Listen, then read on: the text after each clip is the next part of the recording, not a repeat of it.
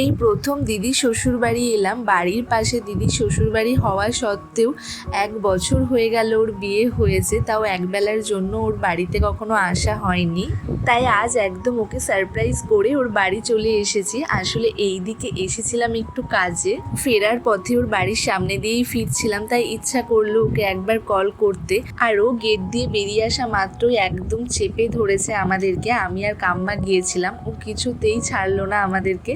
আর এসে দেখি আমাদের দিদি কত সংসারী হয়ে গেছে, ঘর পরিষ্কার করছে।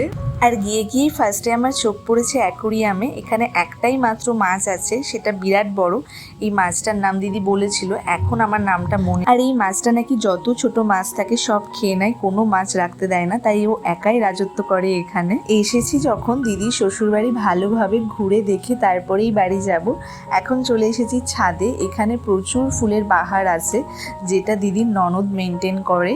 কালই নাকি হনুমান এসেছিল, অনেক ফুল গাছ ভেঙে নষ্টও করে দিয়ে গেছে। তোদেরকে নিয়ে টাকা টাকা টাকা।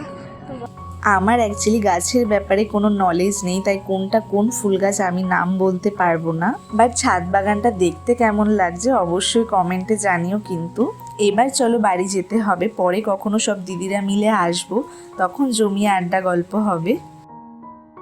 শুকিয়ে শুকিয়ে গেছে না, এগুলো মাথায় লাগালে ভালো লাগে, কিন্তু খোপার মধ্যে দেয় না ছোট ছোট ছোট ছোট করে, সুন্দর লাগবে। আসলে গাছের প্রতি আলাদা ভালোবাসা দরকার, ভালোবাসা ছাড়া এগুলো মেনটেন করা কখনোই সম্ভব না। ওই দিদিটা সারাদিনই গাছপালা এগুলো নিয়ে পড়ে থাকে, তার খুব শখের বাগান এটা। আর ফার্স্ট টাইম দিদির বাড়ি এসেছি, কিছু না খাইয়ে কি করে ছাড়ে বলো।